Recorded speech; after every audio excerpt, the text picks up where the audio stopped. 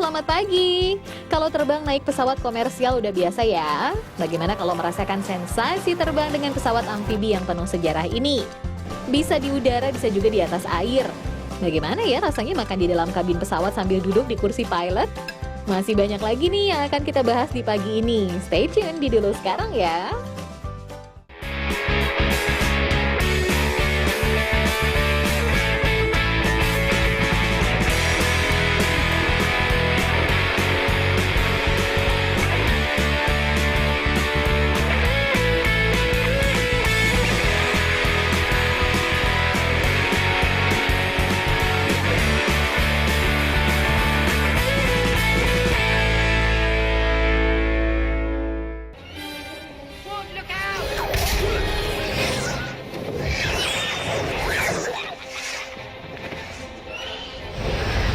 Duh, senangnya kalau seandainya kita bisa terbang seperti burung, bebas mau kemana saja.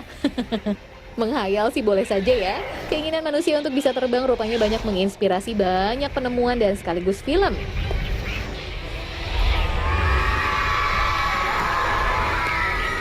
Sebut saja munculnya kisah dalam Harry Potter ini. Bisa dibilang out of the box, terbang di atas sapu lidi. Zaman dulu sih yang terbang pakai sapu lidi hanya dongeng tentang penyihir tua yang jahat ya.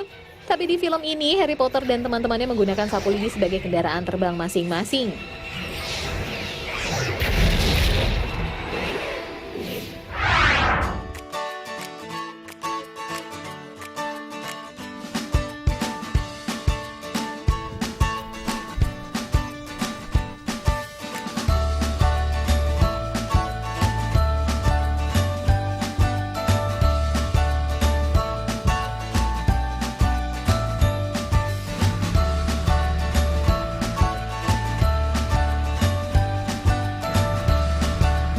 Perkembangan sains dan teknologi membuat temuan luar biasa, yaitu pesawat.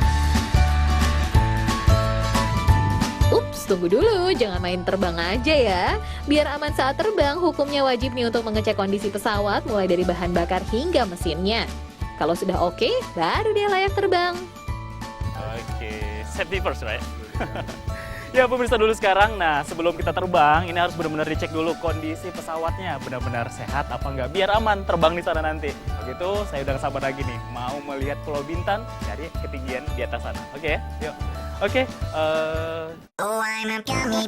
Oh iya, jenis pesawat yang digunakan ini adalah jenis amfibi atau lebih dikenal dengan seaplane ya. Dan hanya bisa membawa 2 penumpang saja. Ya. Automatically you pull this red. Yeah. Okay. As we're flying along at 110 kilometers an hour. Oke. Oke. Okay.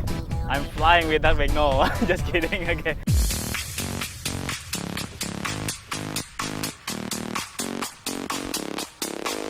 Pasang ya, Bang ya? Harus. Nah, ini sebelum kita terbang menggunakan seaplane ini benar-benar safety banget. Kalau terjadi apa-apa, udah aman ya. Oke. Wah. Oke.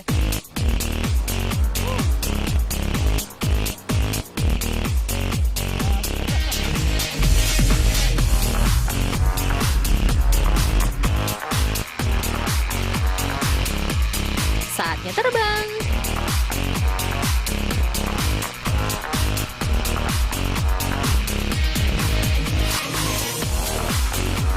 Wah, pesawatnya mengalami guncangan.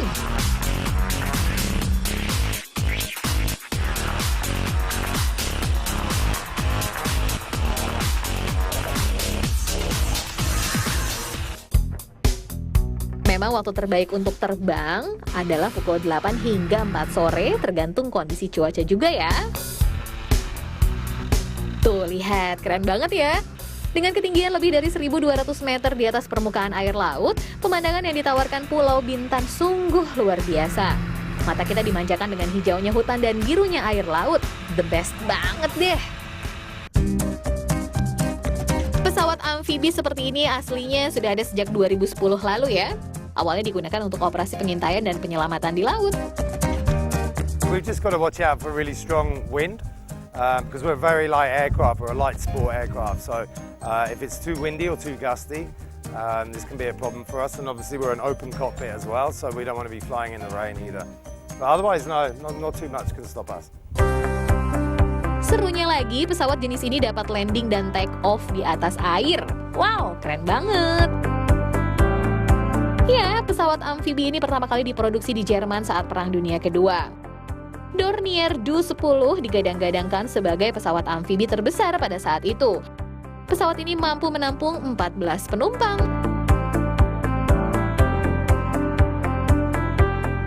Namun di tahun 2016 ini, Cina baru saja membuat pesawat amfibi terbesar di dunia yang bisa menampung 50 penumpang.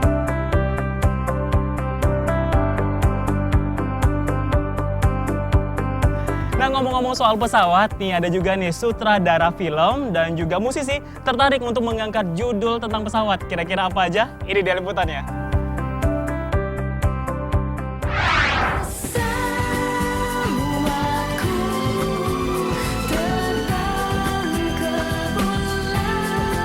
Ya, lagu berjudul Pesawat yang dinyanyikan Memes ini hits banget di era 90-an, bahkan sampai sekarang saja kalau diputar lagu ini pasti langsung ikut nyanyi. Padahal aslinya, kata pesawat dalam lagu ini hanya sebuah perlambang perginya seorang kekasih yang bertemu dengan orang lain.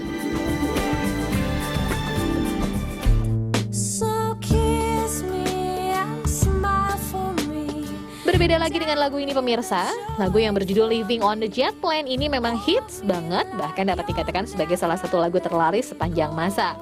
Karena liriknya berkisah tentang sepasang kekasih yang akan berpisah dalam waktu lama dan entah kapan akan kembali. Itu sebabnya lagu ini dijadikan soundtrack film Armageddon pada tahun 1997. Ya, persis banget ceritanya dengan lagu ini. Turn left hard, sir.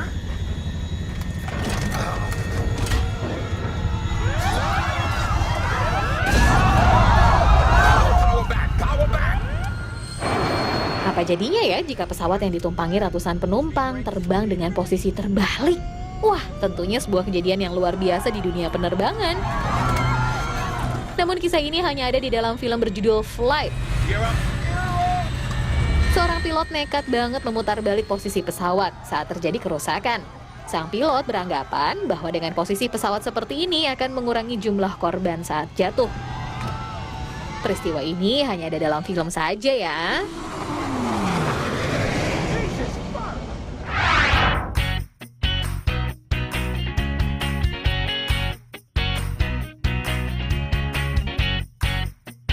Oke, aman ya?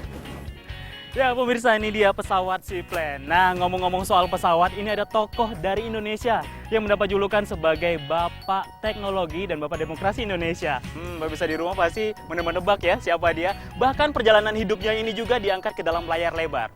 Penasaran? Ini dia filmnya. Berikut liputannya. Ilona, what is here? Hallo, Hey Helena Manis. Baharudin Yusuf Habib. Manen Mekhrudi. Hey Helena Manis. Ya, dialah Rudi Habibie atau Baharudin Yusuf Habibie. Tapi sebelum lebih jauh membahas tentang Presiden nomor 3 Indonesia ini, yuk kita tanya dulu ke adik-adik lucu ini. Jadi presiden, jadi pembikin pesawat, habis itu apa ya? Pengen jadi kayak yang Habibie? Pengen sih, tapi aku belum tahu caranya bikin pesawat.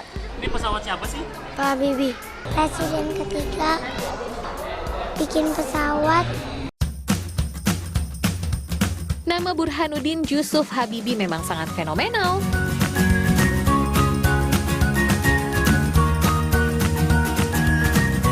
Tahun 1995 lah yang merupakan tonggak sejarah bagi bangsa Indonesia, di mana Indonesia memiliki pesawat seri N250 atau lebih dikenal dengan Gatot Kaca, yang merupakan salah satu karya anak bangsa.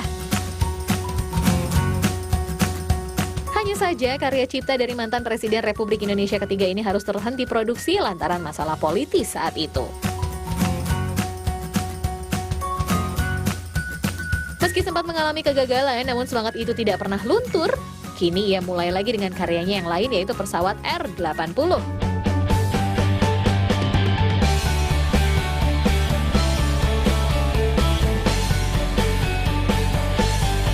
Terbukti perjuangannya diteruskan pada sang anak Ilham Akbar Habibie. Ia mematangkan pengembangan pesawat penumpang baru bermesin turboprop R80. Jenis pesawat ini dikembangkan melalui industri penerbangan rintisannya bersama sang ayah. R80 merupakan lanjutan dari N250 atau yang dikenal dengan nama Gatot Kaca. Pak Habibie itu memang seorang yang pertama tidak cepat, tidak pernah akan menyerah. Yang penting adalah kalau kita mempunyai satu visi, kalau satu keyakinan, satu kepercayaan ya, kita harus punya PD. Ya, kita harus punya PD untuk meneruskan itu, biarpun kita pernah gagal misalnya, tapi jangan kita cepat putus asa.